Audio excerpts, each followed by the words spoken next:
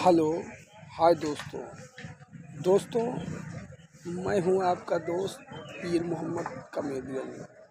दोस्तों, ये हमारा स्पेशल चैनल है जो कि यूट्यूब पर भटनोसा नौटंकी के नाम पर चल रहा है और हम अपने इस चैनल पर रोज़ाना आपको प्रोग्राम की जानकारी और एक से बढ़कर एक वीडियो देते हैं। दोस्तों, यदि आप चाहते हैं कि हमें सबसे पहले प्रोग्राम की जानकारी मिले और भटनोसा पार्टी का एक से बढ़कर एक प्रोग्राम मिले, तो हमारे चैनल को लाइक करें और सब्सक्राइब करें और बेल आइकन के बटन को दबाना ना भूलें। नमस्कार, धन्यवाद, जय हिंद, जय भारत। से हाथ जोड़कर रिक्वेस्ट करता हूँ कि माँ को जान से न मारा जाए, बल्कि इसकी जान को बख्श दिया जाए। नहीं बेटा, ये जहां से आई है उसी जगह इसे पहुंचा दीजिए, लेकिन इसे जान से मत मारिए। अगर आप इसे जान से मारेंगे तो यहाँ से एक लाश नहीं, बल्कि इस माँ के साथ गोविंदा की भी लाश जाएगी। बिजमा, देख रही हो आज भी मेरे बच्चों के अंदर तेरे प्रति कितनी बड़ी हमदर्दी है। तूने मेरे परिवार के लिए क्या क्या नहीं किया, और तू अपने सुहाग को मिटा देना चाहती है। जब तू अपने सुहाग को मिटाकर विधवा बनकर अपनी जिंदगी बिताना चाहती है तो तुझ पर भरोसा नहीं। लेकिन बेटा, मैंने तो हुक्म दे दिया कि इसे जिंदा जमीन में गड़वा दिया जाए। नहीं पिताजी, अपना हुक्म ये बदल दीजिए, बल्कि इसे मौत की सजा नहीं, बल्कि इसे जहां से आप लेकर आए हैं उसी जगह इसे पहुंचा दीजिए, लेकिन इनकी जान को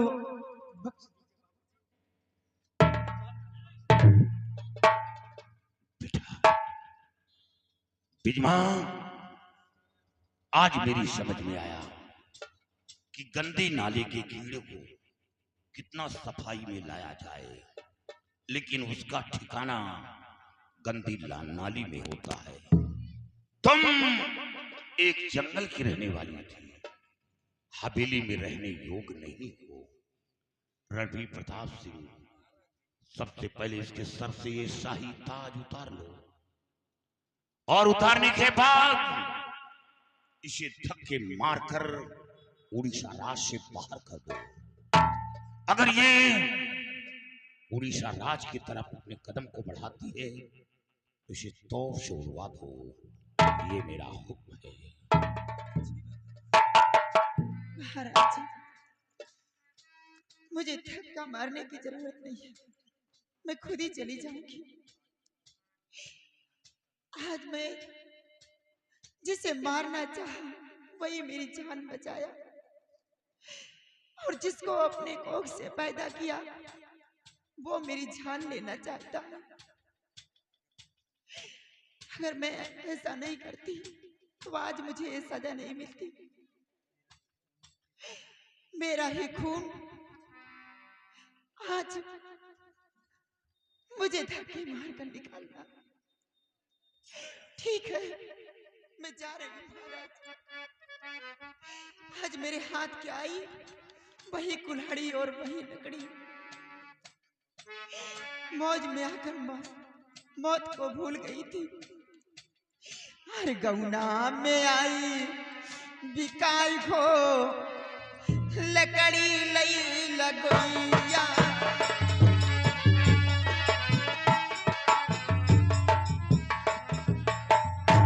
बेटा, ये लड़की कौन है जो छुप छुप कर खड़ी हो रही है? पिताजी, ये और कोई लड़की नहीं, ये ज्वाला जादूगर की लड़की है। क्या ज्वाला जादूगर की बेटी हाँ पिताजी। यहाँ क्यों आई है? पिताजी, इसका सहारा देने वाला वहां पर कोई नहीं है, इसलिए ये हमारे साथ में आई है। ये कैसे तेरे साथ में? बाबूजी, इन्हीं की वजह से ज्वाला जादूगर से हमारी जान बची है। क्या चालू? ज्वाला जादूगर से जान बची? हाँ पिताजी। और ज्वाला जादूगर का मरण हो गया बाबूजी। वो अब इस दुनिया में नहीं है, इसे सहारा देने वाला अब कोई नहीं है, इसलिए हमारे साथ आई है। इसे पहला फैसला कर यहाँ लाए हो, ये हमारी शान के खिलाफ है। नहीं पिताजी, मैं इसे पहला फैसला कर नहीं। अगर आपको विश्वास नहीं है तो आप स्वयं इस लड़की से पूछ लीजिए। तुम इसके राजी से लेकर आए हो? हाँ पिताजी। लेकिन बेटा, अब वो जमाना नहीं रहा किसी अनाथ को सहारा देना। मैंने भी अनाथ को सहारा दिया था, जो आज इस मंजिल पर पहुंचे हैं। अब वो जमाना नहीं रहा।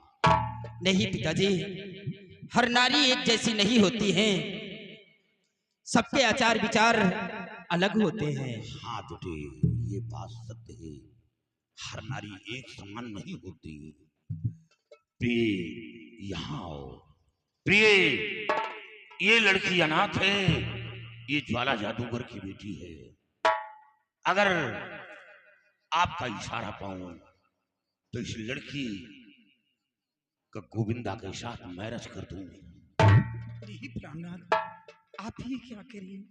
गोविंदा की शादी नहीं, पहले आप शादी गौतम की थी, नहीं तो लोग क्या कहेंगे? गौतम की मां नहीं, इसलिए कुंवारा पड़ा है, और गोविंदा के माता पिता मौजूद है, इसलिए उसकी शादी हो गई। और गौतम भी अपने दिल में क्या सोचेगा प्राणनाथ?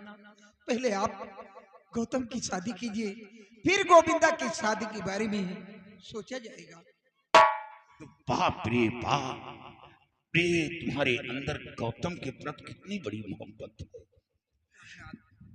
आप नहीं जानते कि इसके लिए मेरे दिल में कितनी बड़ी ममता है, कितनी बड़ी जगह, ताकि ये कभी एहसास न कर सके कि मेरी माँ नहीं, इसलिए मुझे माँ का प्यार नहीं मिल रहा। मैं इसे कभी ये एहसास नहीं होने दूंगी। बेटा, यहाँ आओ। बेटा, ये ज्वाला जादूगर की बेटी है, ये लड़की अनाथ है, और मैं चाहता हूं कि अनाथ लड़की की शादी हम तेरे साथ रचा दूं। तुझे कोई इतराज तो नहीं है? नहीं पिताजी, ये आप क्या कह रहे हैं पिताजी? ये तो मेरी भाभी है, और हाँ, भाभी नहीं बल्कि बड़ी भाभी माँ के समान है पिताजी। वाह बेटा, वाह। रणवीर प्रताप सिंह, ये ज्वाला जादूगर की बेटी है, इसकी शादी गोविंदा के साथ रचा दो।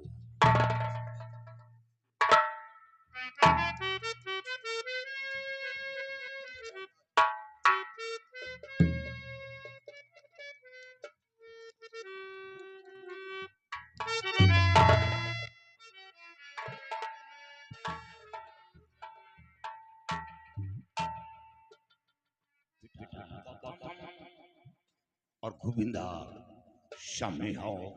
बेटा,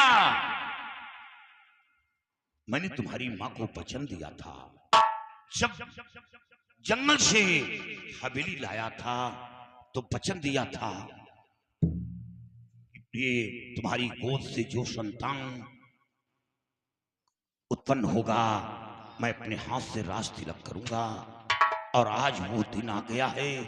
अब ये ताज और तख्त मुझसे संभाला नहीं जा रहा, अब हमें आराम की जरूरत है। और आज मैं उड़ीसा राज का तख्त वारिस में तुझे बना रहा हूं।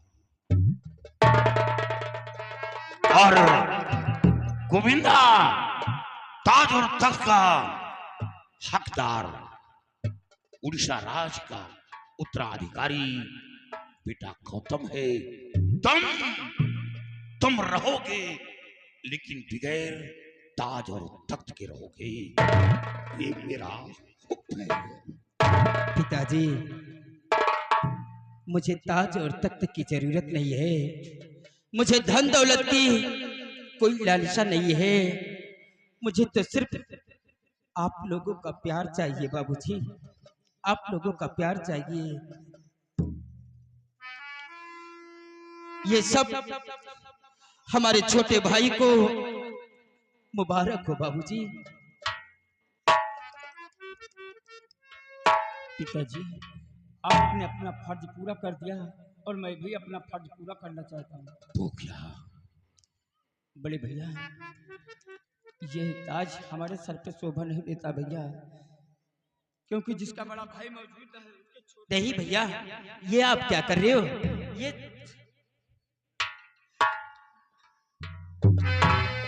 तिरंगा शान से लहरा